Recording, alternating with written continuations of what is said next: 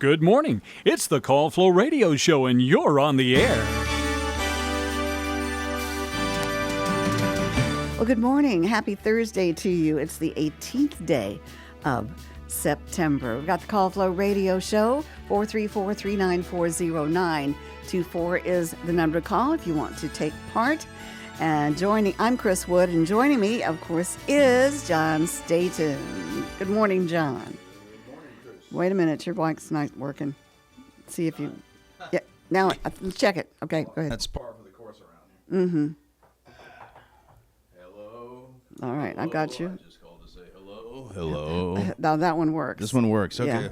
Yeah. Yep. So we'll go with this one. Okay. The handheld. The handheld. Yeah. All right. Oh, anyway. So, how have you been this week? Discombobulated. No, I'm okay. How are you? Well, that's okay. Well, I'm doing better. Good. Yeah. I remember you had a bit of an re-injury. Re-injury, yeah, but it's better. I laid off of it most of yesterday. Well, that's good. Except the times that Idgie wanted to get up and go out, or she was very needy yesterday, of course, as usual.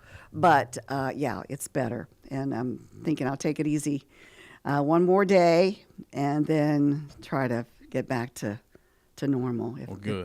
If there is a normal in my life. Yeah, or anyone's. Well, what are your plans for the weekend? No massages in here. Yes, let's right. see. I really don't know. I really don't have. I think I'm going to decorate my house for Halloween. Oh, okay. And fall. I'll just leave the cobwebs I already have. Well, yeah, those are nice to have around the Halloween season. But I did pick up a few little Halloween tidbits, like a haunted house and a haunted tree or whatever. Now, do you set out a pumpkin or anything like that? Yeah. You do? Have you bought one yet? I haven't bought one yet, but I'm going to. Yeah. In fact, I'm going to... It's probably too soon. ...get a hay bale and put it out in front of the driveway there where my jockey boy is. And put a few pumpkins and stuff like that on there. Okay. So that will be nice. Of course, I might have somebody help me lift the hay bale a little bit. There you go. But anyway, we do have a caller. And we'll say, good morning, you're on the Call Flow Show. Good morning. Good morning. So John's using a handheld mic today. Yes, he is. He's like Bob Barker. Yeah, but it doesn't look like a TV antenna like the way his microphone looked. Only one other person, I did not realize this. I always thought Bob was the only one that had a microphone like that until I saw reruns of a Match Game. What do you mean with an antenna on it? The microphone that Bob used, and the caller might know what I'm talking about, it was very long and very thin. Oh, yeah. And it had like a little tiny microphone tip at the end of it. Okay. And that, I just remember as a kid going, why does that look like a great big to me, it looked like licorice a TV lollipop. To me, it looked like a TV antenna almost. Yeah. Okay. So when TV antennas would break off. Oh, I remember. Either radio that. Or a radio antenna would break off. It was metal, wasn't it? It looked it. I would pretend that I would take that antenna and talk into it and pretend I was Bob Barker. Oh, okay. Yeah. Yeah. All right. I used to take my hairbrush and pretend like it was a microphone. Gene Rayburn, yes, sir. That's it.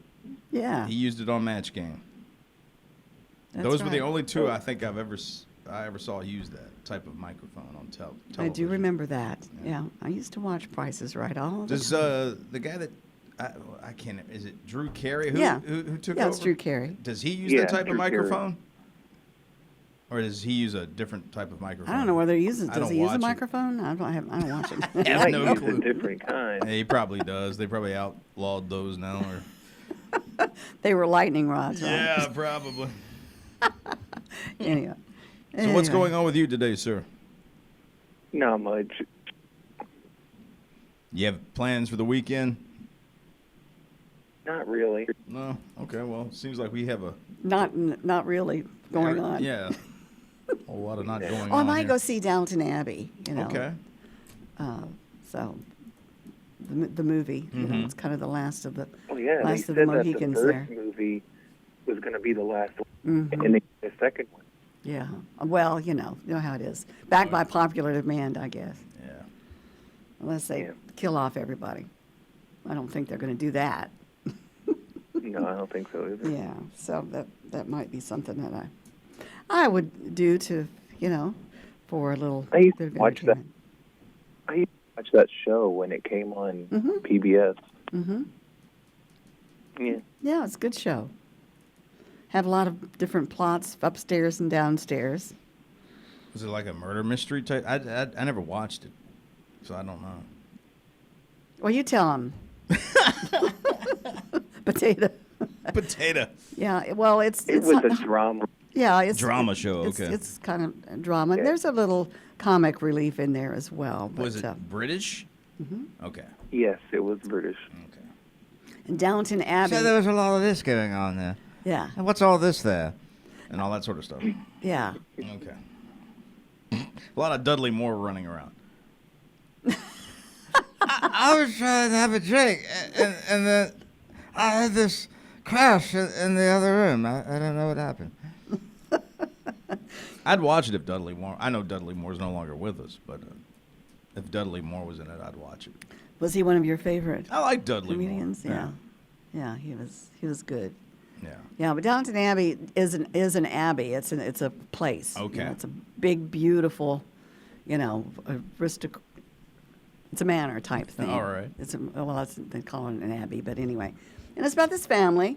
Mm-hmm. The aristocrats and all, and then it's also about what goes on, downstairs with the help. Ah. Okay. The servants and the So cooks. you see the and- higher Yeah. side of life, and then you see the right, other side. Okay. Right. Yeah. It's very, very interesting. All right. Yeah. Go ahead. John's gonna go watch after call today. I wouldn't bet on it, but I don't think that's up John's It alley. doesn't sound like my cup of tea.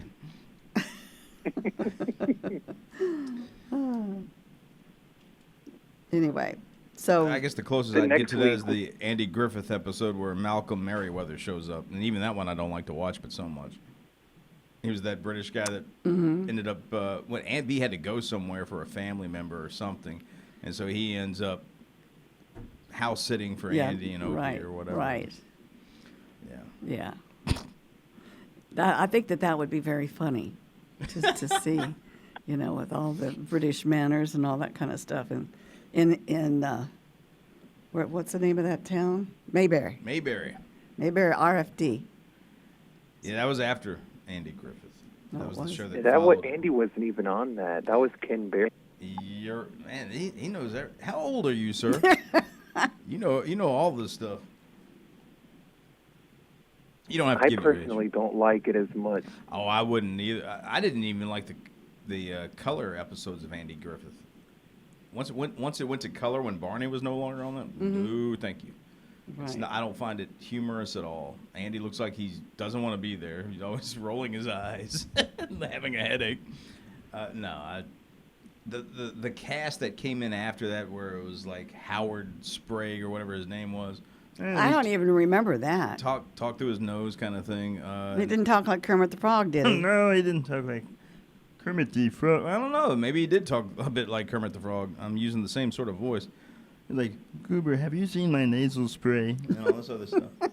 So you had Goober instead of Gomer. You had, who was the TV appliance guy? I don't remember his name, but he was a character all of a sudden, and I didn't find any of those people humorous at all. But I think That ensemble did not click. not with By me, that it didn't. Gomer had his own show.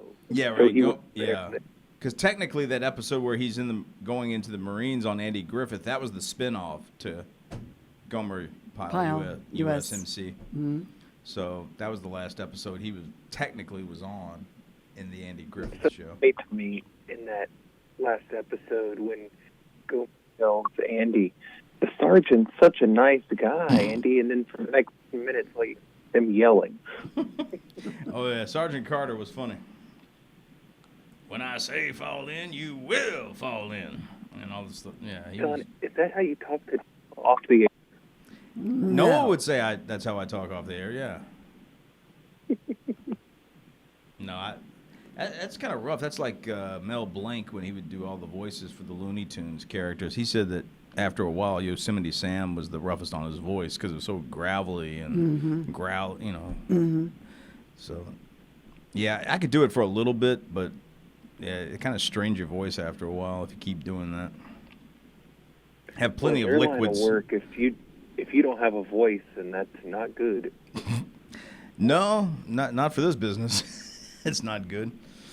You can't, Mm-hmm. That's why laryngitis is a no-no. laryngitis. So I mean, you could still board op and do things like that where you don't have to speak, but yeah, if you don't have a voice, then. Well, that one day you were doing call flow yourself, you did lose your voice a little bit. Yeah, that was around Christmas time, I think. It might have been somewhere it was definitely in December, I believe, and we may have already started playing Christmas music at that point, and I must have caught something. yeah, you did. And What you usually catch around Yeah, Christmas. yeah, when it gets cold and I start to suffer. Why don't you love this time of year? I don't know.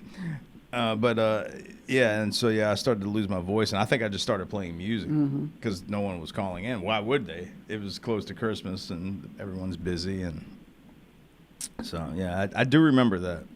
I've already done some Christmas shopping. Wow, good for you. I haven't even started. Yeah. I'm pretending it's not happening anytime soon. I've amassed everything in my closet. Now, what I should start doing is wrapping everything as it comes in. That would be delightful. But that. John, do you remember the Christmas episode of Andy Griffith? Oh, yeah, because it's the only one they did. And they'll show it here lately, recent years. They've been showing it like as a special. One-off they'll show every year. They may have even, I don't know if it was last year or a few years back, they showed a colorized version of it because it was originally in black and white because it would have been from the first season. This would have been when Ellie, No.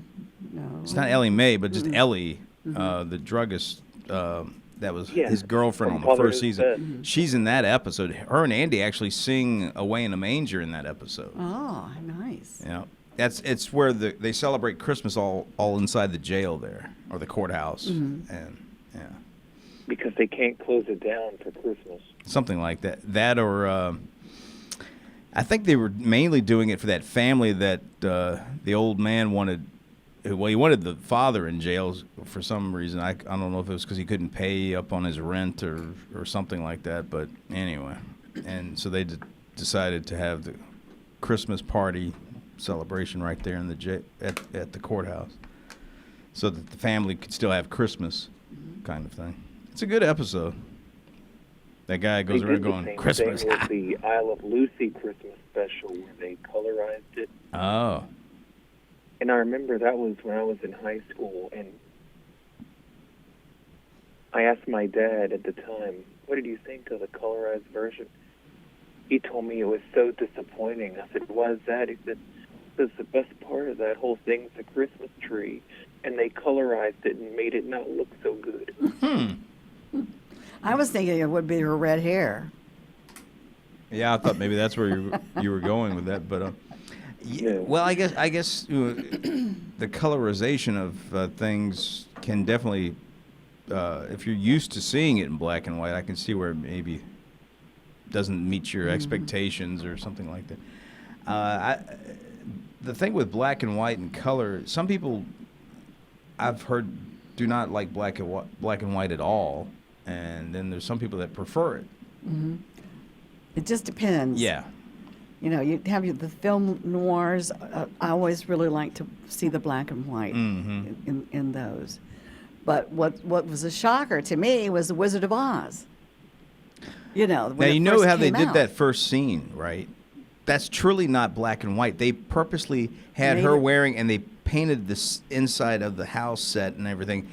Is it sepia? Whatever they call it. Sepia. And so it was made to look grainy and black and white as best as it could. So that was how they did the transformation scene where she walks out the door and then suddenly everything's in color. Oh, okay. Supposedly that's what I've read or I watched something where that's how they did that shot. I heard that the tornado was like nylon stockings. I've heard the same thing. There's Annie M stockings that I guess went flying across the. Well, I don't know. Anyway, yeah. What do you think about The Wizard of Oz? Potato? I haven't watched it in a while, but I have before.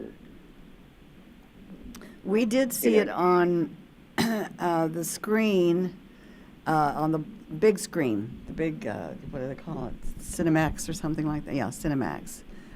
Francis and I went to Richmond to see it. Oh, you mean like at the Science Museum? No, it wasn't at the science. It was in Richmond on Cinemax, the great big screen, Okay. the wide screen. And that Okay. was pretty cool. So that was, I've only seen it on TV. oh, okay. Well, that's all Well, they right. used to show it every year at one time, didn't You're right. That was like a tradition there for the longest Right time. around what, Thanksgiving or something? Something like that. Yeah. All right. Well, now they can't even show the Charlie Brown specials. Apple bought them, and Oh, you have to pay for them now and all that good stuff to watch it. Well, I've got it on DVD, so ha ha ha. Good for well, you. there you go. Physical media. Watch it when I want. It's getting to the point to where you have to pay for just, a lot of stuff. Well, the problem is you got to pay to just watch it. Also, they can take the stuff down whenever they feel like it, so you don't technically can just watch you it don't whenever. have control. Yeah, you don't basically. really have control. Yeah, so it's like, to me, if I can physically hold it and look at it, then I can watch it whenever I want. I don't have to be reliant. Now that means I have to have something to play it on. Well, yeah. Yeah, If you have Hulu, it tells you when it's about to expire. right. You'll start watching something, and it'll come up expiring in 10 days. Mm-hmm. And then Okay. usually I find that, and I think, well, I better watch it quick. Yeah, you might want to start watching it if you see where the time is coming up on it before they take it off. But that's why I don't really want to invest in anything like that. I'm not sure what's going to happen. Did y'all hear Jimmy Kimmel has been Yeah. permanently suspended? Indefinitely is the term they keep using. Yeah. Well, I don't know what's going to happen if he's still going to be doing Who Wants to Be a Millionaire. Oh, I didn't realize he was doing that. Oh, yeah. I don't watch network television, so I don't know. As far as I know, the only thing they've mentioned is his actual late night program. I don't know anything My further. understanding is they're going to let him finish out this season, and then I'm not sure what they're going to do after that. I heard someone make the comment that what is really going on is this is just a good jumping off point for the network, because he was like in second place to Colbert, and Colbert was taken off for low ratings. So if he's second place to Colbert, his ratings are even lower, and I think the show costs too much to – it's that tried and true thing of it just costs too much to air.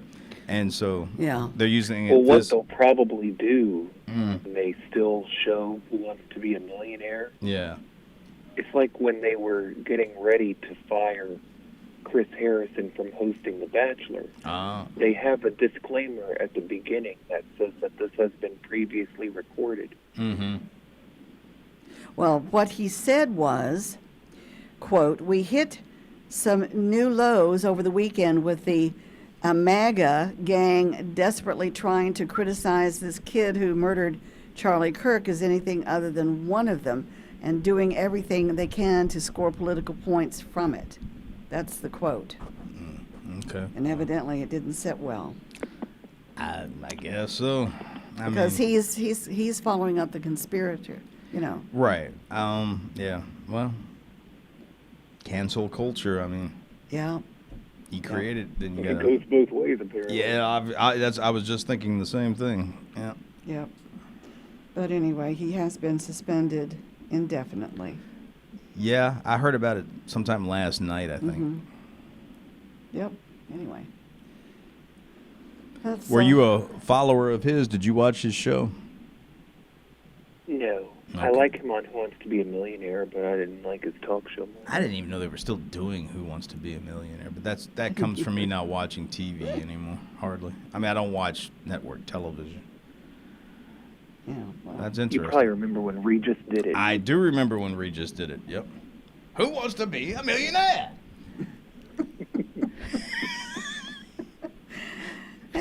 yeah. I used to watch it. Didn't Dick Clark used to do the $100,000 pyramid. Is It that changed right? over the at one point it was the $25,000 pyramid. And then inflation took over. Yeah. And it got It up had that to- crazy music. I remember that music playing in the background. Mm-hmm. Yeah. Oh, I used to watch that. Yeah, Dick Clark. Mm-hmm. Yeah. That was when he controlled the airwaves. That's right. When Dick Clark controlled, Yeah, right. because he was on on American everything. Bandstand and Yep. all that good stuff. He did the New Year's Eve thing on ABC. Rockin' And, Easy. of course, Ryan Seacrest Well, Ryan Seacrest takes over all the is stuff. Taking over all that, yeah. Somebody passes. Who do we get? Oh, I know, Ryan Seacrest. Yeah. Says no one. But yet they do it anyway. Oh, yeah. Anyway. All right, Tito, have you got anything else you want to add? Yeah. Ryan Seacrest will probably take over the late night show now. Don't say that. Don't even float that You say idea, it may come true. into the atmosphere. Yeah. Oh, well. Okay. All right, we're almost down Well, thank to you for calling the in. bottom of the hour, so we're going to get to that business, but we certainly appreciate you calling in. We hope that you have a fantastic day. Okay, bye. All right, a good take one. care. Bye. Bye-bye. All right, that was Mr. Potato. Or Potato. Or Potato, whichever it is. Anyway, well, we just have a few seconds before the bottom of the hour, so let's go ahead and get to our business. All right. And you, the magnifying glass. Oh, thank you. Oh, you're welcome. I need that for investigative Yes. purposes. All right, we've got our weather forecast coming up. It's brought to you at this time by Harold W. Collins Clearing and Grading, located at 2113 Cumberland Road in Farmville. Harold W. Collins Clearing and Grading has been helping to build Southside and Central Virginia since 1960, providing all excavation, general contracting, and hauling needs. 5 miles north of Farmville, 2113 Cumberland Road, at the intersection of 45 and Range Tavern Road. Call 392-6010 or stop by Harold W. Collins Clearing and Grading. The WFLO forecast for Southside and Central Virginia for today. Most of the patchy fog has dissipated. We have sunshine outside. Look for a high of 83 degrees. Tonight, we'll see mostly clear skies with a low of 59. Your Friday looking great. Lots of sunshine, warm, a high of 87 degrees. Friday night, mostly clear with a low of 59. On Saturday, lots of sunshine with a high around 83 degrees. Saturday night, mostly cloudy with a low of 61. On Sunday, partly sunny with a high of 78. Sunday night, partly cloudy with a low of 60. And for Monday, partly sunny skies with a high around 80 degrees. Current conditions, we are calm, winds, humidity 100%, barometer still steady at 30.06 inches. Our current temperature under sunshine is at 65 degrees. That is your weather forecast, brought to you by Harold W. Collins Clearing and Grading. Give them a call at 434-392-6010 or 6010, whichever. And we got our birthday calendar coming up. It's brought to you by Creative Electrical Contractors, located at 1907 East 3rd Street in Farmville. Creative Electrical Contractors specializes in commercial and industrial projects and offers quality work at competitive prices. CEC is a licensed Class A contractor in Virginia and North Carolina. Creative Electrical Contractors has been in business for 25 years, still committed to the values that were established when the company opened in 1998. Integrity, quality workmanship, and timely delivery. CEC, located at 1907 East 3rd Street, Farmville. You can contact CEC at 434-392-3802 or at creative-electrical.com.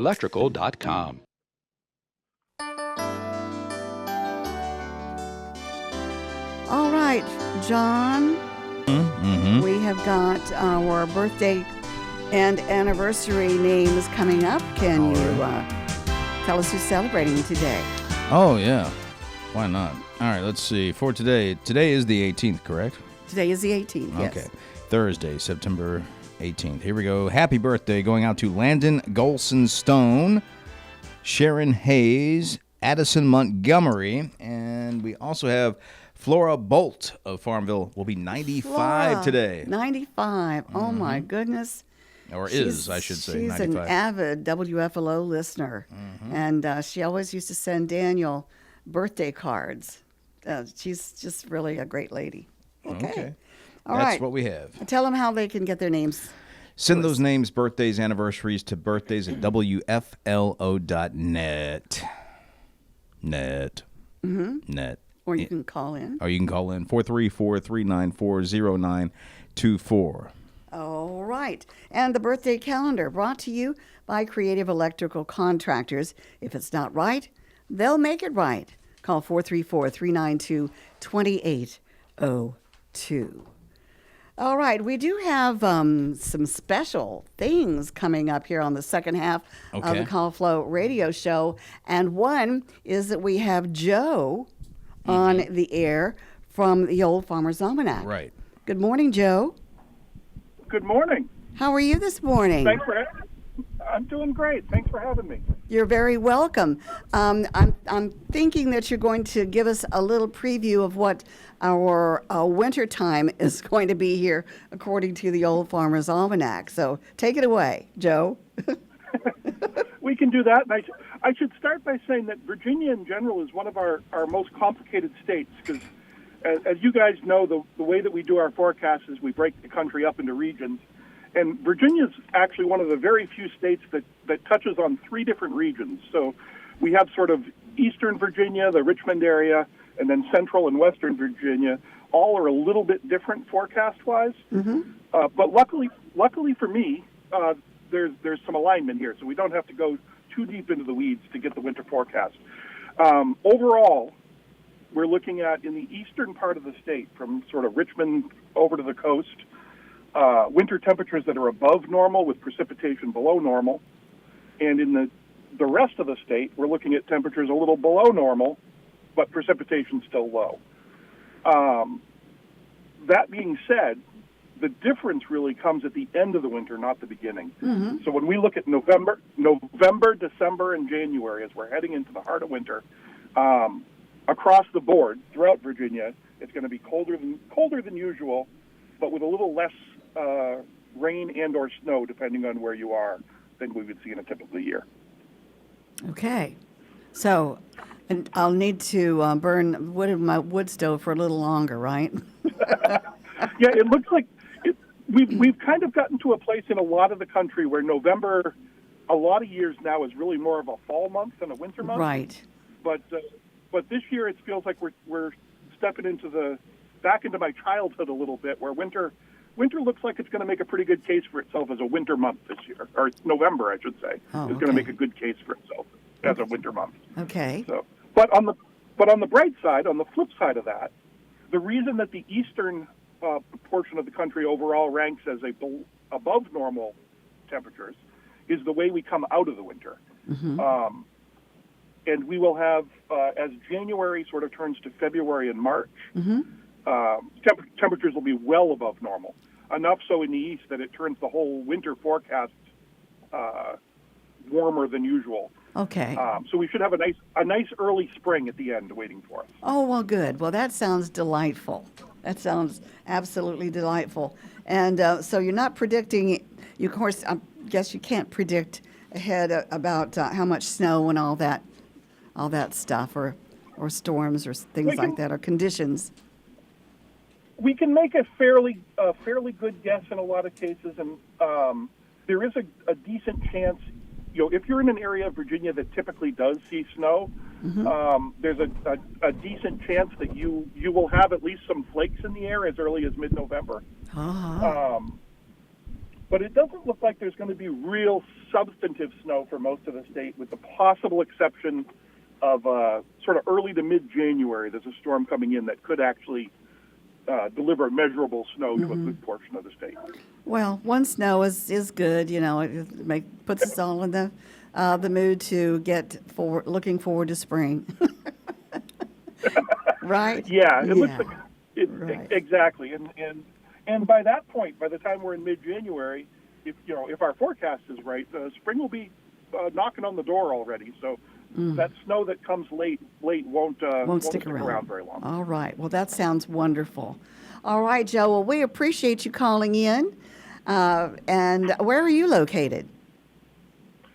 We're in southern New Hampshire, so up here in New England, and we're we've been cranking away at this almanac thing for 234 years now. So Wow. we've been doing this for a long time. So we're in a cool old farmhouse up in New England. Oh, that's fantastic. Well, listen, keep up the good work, okay?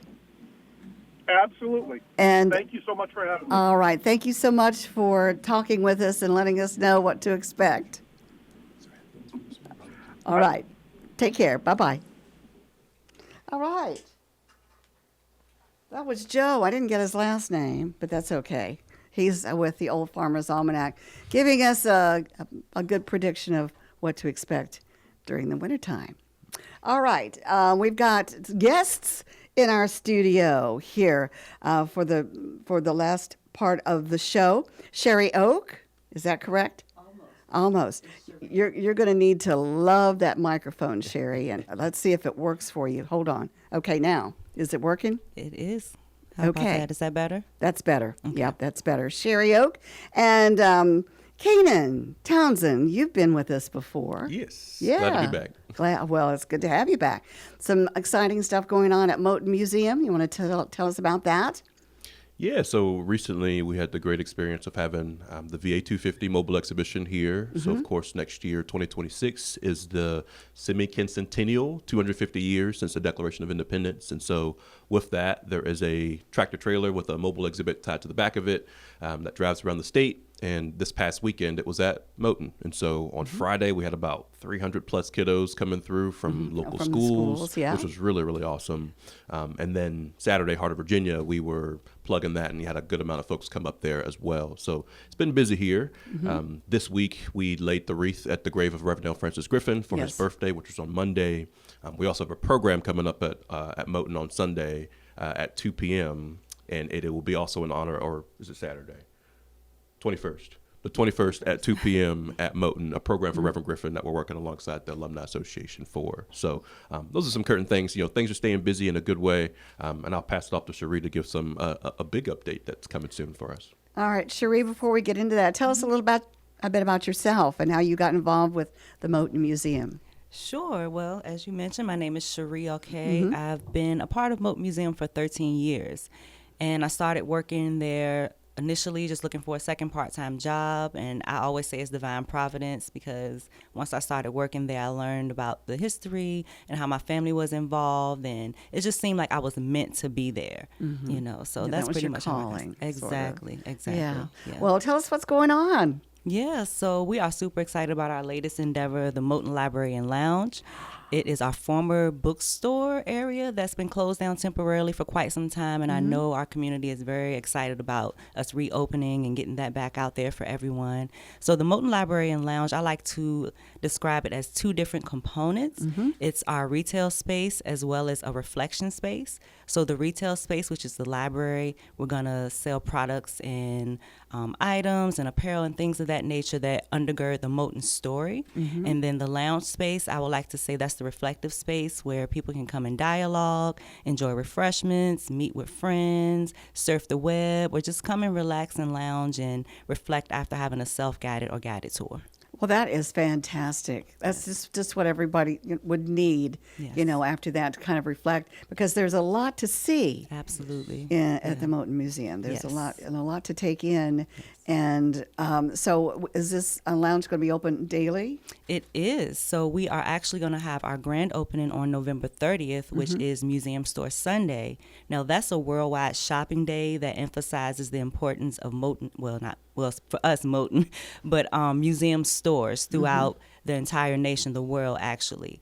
Just emphasizing the importance of the stores and how stores undergird the story of their said institutions. So November 30th, we're going to open from 1 to 3, and then from there going forward, we'll be open continually, except for holidays and things of that nature. So, yes, so we'll be back in business. Well, you're talking about a library, so you're going to have some books in there for people to... Thank you for mentioning that. Yes. So there was meaning behind naming it the Library and Lounge. We are going to have aspects where we operate as a library, because the Moton Library was the library. I said library like 50 times, but when it operated as a high school, that was the library for the students that attended at that time. So we are going to have an aspect where we have books that are available for the community to rent out for a protracted period of time. All right. Well, what type of books are you interested in? Are you going to buy these books? Are you going to ask for donations from the community or local authors, or how is that going to work? Yeah, all of the above. So we're definitely open to donations from local authors or any books that any community members find interesting that they may want to share with others that they may not know about. We do already have a pre-selected amount of books already that are about, I would say, topics from history and culture, civil rights and education, children's books. We just have a myriad of different topics that we cover regarding the books that we have currently. Well, that's kind of the library and the lounge. It's kind of going to make kind of makes it complete, doesn't Yes, it? absolutely. Because it's a place for people to go, get something to eat, have the refreshments there, and also that place to reflect and to read. And are these books going to be for sale? Yes, so we're going to have books for sale. We're going to have apparel for sale. We're going to have Moton custom products. Everyone loves to buy magnets and things of that nature. So just something you can come and grab to have as a keepsake I would say, to memorize the moment or to encapsulate the experience of coming to the Moton Museum. So, yeah, we'll have a lot of different things for sale there. That's great. Yes. How do you feel, both of you, about the Moton Museum when it was an idea, and then it became kind of a reality, and how it has grown? How do you feel about that? I know you feel proud and all, but it's amazing. How long has the Moton Museum been around? That is a great transition into some things that are happening next year, too. So 2026, on top of the semi-centennial, as I mentioned, will also be the 75th anniversary of the student walkout in 1951. It'll be the 30th anniversary of our formation of our nonprofit. And then next year will mark 25 years since the museum opened. So we opened back in 2001. And so we're in the throes of planning some big things. Nothing I'm really, really ready to share very quickly. There's a statue. Well, sure, everything. It's that we gotta all get in up. the works. Oh yeah. There's a statue that will hopefully go up in November that we are eagerly planning. But to answer your question, really, I think it's beyond anybody's wildest imagination. And I think part of that was because they didn't set out in this to get recognized anywhere but locally, right? They wanted to preserve, the Martha E. Forster Council of Women wanted to preserve the building. They wanted to make a museum that people in the immediate local community and abroad could come and observe and learn this history. But what it's turned into through the years with the 2013 renovation, and then the state holidays about Barbara John's, the Barbara John's buildings, the statues, being included in the standards of learning. I mean, I don't think that's anything most would have imagined. So it's a feeling of pride, but also a lot of good stuff still to come. And it's become a destination. Absolutely. Yeah. And I'd like to say, civil rights tourism is really, really popular right now. And I tell folks all the time, a rising tide lifts all ships. So we can bring them in and they can see our exhibits, but we can't feed them. We can't house them. We can't clothe them. So we want them to go out and stay in the hotels. We want them to go out and shop at our restaurants and retail. And then, maybe buy some furniture from Greenfront and then go on back home go on back home, right? So we're hopeful that by Moton being a destination, we can improve the fortunes of Farmville, Prince Edward County. Of course, yeah. Well, thank you so much for coming in and letting us know what's going on, and of course, bring us some information so we can push it on our community calendar. Don't forget FarmvilleNow. Yes, that's been excellent. Absolutely. As well. So, Yes. Cherie, is it Cherie? It's Cherie, yes. Okay, Cherie and Kanan, thank you so much. We appreciate you, and anytime you're welcome in the Francis E. Wood studio to tell us what's going on. Appreciate it. Thanks for having us back. All right, take care. You too. Have a good day. You too. You as All well. right, bye-bye. That was Cherie Oak and Kanan Townsend from the Moton Museum telling us about some special stuff going on. And it's just amazing how that Moton Museum has evolved into what it is. With now they've got the lounge and the library there for refreshments and a way to reflect as well. Good stuff. Our lines are open, 434-394-0924 is the number for the Call Flow radio show. And I believe I've got John Staten coming back in to join me here. He's back and forth. Oh, yeah, he's waving. Which mic's I working? think that mic is working okay. Oh, Yeah. good. Yeah, let's try it and see. Try it. Test. Oh, yeah. That's Check. good. Check That's one. it. Check Sibilance. Check. Check. Check two. Sibilance. Sibilance, what's that? Something Tom Hanks did on a SNL skit way back in the 90s. He was playing a roadie for Aerosmith, and That's what he. He was playing a roadie. He for was playing a roadie. Aerosmith? Yes. Yeah. It was a Wayne's World skit. Oh, that was before it. Wayne's World became a movie. Uh-huh. Just before, I think. And and so he was like Garth's cousin or something like that, or whatever. And so he got up to the mic and he was, well, you got to make sure the scarf's in place, meaning Steven Tyler always liked to have scarves on his mic stand. Oh, yes. Yeah, I remember that. And so he was, well, first I got to make sure the scarf's in place and all this, and then I got to do the check one sibilance. And he just kept doing that over and over again. I just thought, I don't know. I thought it was humorous. It is humorous. Yeah.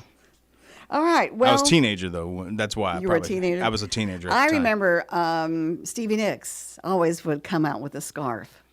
Yeah, well, she she would perform. fancies herself a gypsy.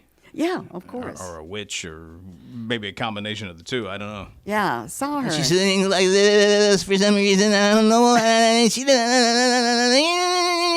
Anyway. Oh, right. Yeah. She puts on a good show, though. She Oh, I really like does. her and Yeah. everything. I'm just Yeah, joking I know, around. I know. I just love it. Let's check out some national days, All okay? right.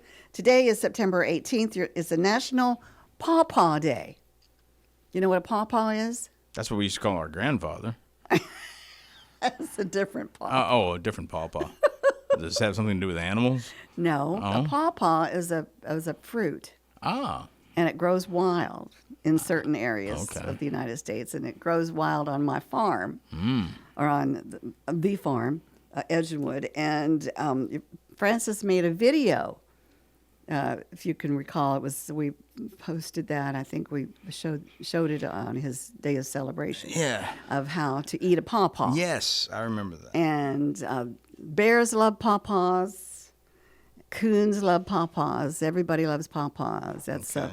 it's a fatty type thing. It's sort of Even like an pawpaws avocado. love pawpaws. Has a lot of seeds in it. But anyway, today is National Pawpaw Day, and we'll find out a little bit more about the pawpaw. Take a bite of a creamy mango banana flavored pawpaw to celebrate today. Despite their tropical taste and appearance, many pawpaws grow natively in the United States. With over 60 varieties of pawpaw to choose from, the fruit's character changes slightly in each one. Now, with a blend of banana and mango and sometimes pineapple, we shouldn't be surprised by the names given to the pawpaw. For example, Kentucky banana, hillbilly mango. They hint at the exciting tropical experience awaiting us. Interestingly, the pawpaw is the largest edible fruit native to the United States. Now, they're rich and part of the fabric of American history and have been from the very beginning. For example, the pawpaw Native American diets included the pawpaw as an integral part of their diets. Some may have cultivated the pawpaw as well. However, early Europeans confused the pawpaw with the papaya. Now, let's see. As part of the United States history, rumors suggest the pawpaw was George Washington's favorite dessert. He cut down that type of tree, too? Presidential farmer Nothing was safe. Cherry trees, nothing. Thomas Jefferson cultivated the tree at Monticello.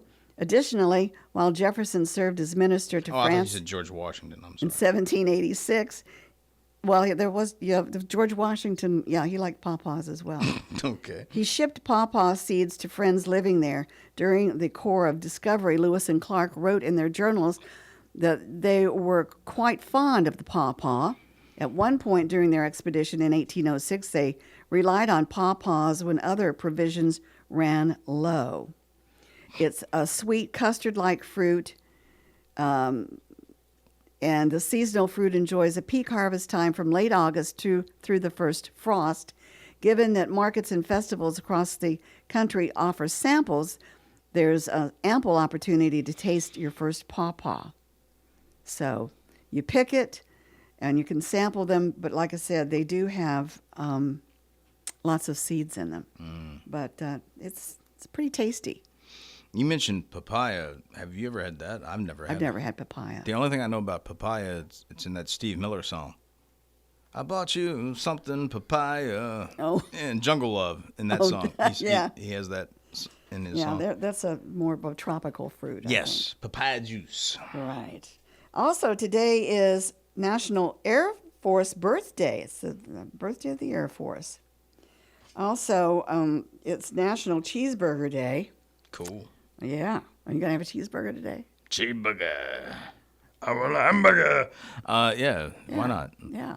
Cheeseburger in paradise, right? Jimmy you could Buffett. have cheeseburger and papaya. There you go. There you go. We'll combine Jimmy Buffett with Steve Miller. Of course. Today is National HIV/AIDS Awareness Day. So that's all of our national days for today, All right. as far as I know. Okay, you want to get to celebrity birthdays? Sure. Or you want to? Yeah, we can do that. All right. A number for I'm not opposed to them. 434-394-0924. No, nobody should be opposed to birthdays. Exactly. That's right. Okay, for today, celebrity birthdays. We have actress Holly Robinson. So she's no longer. Pete. Does it still say Pete? Mm-hmm. All right. She married a quarterback back in the day, played for the Detroit Lions, Rodney Pete. Okay. And I want to say, I always remember her from, I want to say she was on 21 Jump Street back in the day. That Fox show that Johnny Depp first got his start on. As far She as. reminds me a little bit of Mariah Carey. Okay. She looks a little bit like But her. that's what I remember her from, is that show. One of her first movie roles was in Howard the Duck in 1986. Emma Thompson, I think, is the lead in that. Well, she's the lead female actress in that. In what? Howard the Duck. Howard the Duck. Okay. She I've would have never seen been Marty's mom in Back to the Future. it. Oh, okay. That actress. All right. I think I'm getting her name right. Actress Jada Pinkett Smith Well, we all know who she is. turns 54 today. Yes. She served as the narrator for the TV miniseries Queen Cleopatra. Mm-hmm. So let's see. Who else? James Marsden turns 52. Cyclops in the X-Men movies, I believe. Right. Absolutely. He's set to join the MCU as the mutant Cyclops in Avengers Doomsday. Oh, will be returning to the role. Yes. Okay. Yeah. He still looks pretty good. Actor Jason Sudeikis turns 50. No clue. I don't have a clue either. Let's see. Anyway, let's see. We've got more birthdays here. We'll go to gospel singer Bobby Jones, turns 87. Actor Beth Grant of the Mindy Project and No Country for Old Men is 76. Guitarist Carrie Livgren of Kansas is 76 today. And let's see, actor Anna Devere Smith of The West Wing is 75. Actor Mark Romanek is 66. Guitarist Mark Olson of the Jayhawks, 64. Singer Joanne Catherall of Human League is 63. Singer Ricky Bell of Belle Biv DeVoe and the New Edition is 58 today. That's right, because some members of New Edition ended up in Belle Biv DeVoe. Okay. Belle Biv DeVoe. So a new Edition would have been when they were younger. They were very young. They were like the 80s answer to the Jackson 5 kind of thing. Okay, I gotcha. Something like that. And All right. yeah, I want to say Bobby Brown may have came from that group. He may have. I think. I might be right in that. All right. Actor and talk show host Aisha Tyler is 55. Actor Emily Rutherford of The New Adventures of Old Christine, 51 today. Actor Travis Schultz of Community and Scrubs is 51. Rapper Zizbit.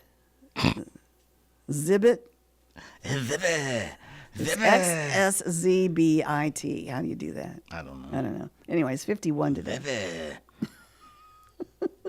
Actor Barrett Foa of NCIS Los Angeles, 48 today.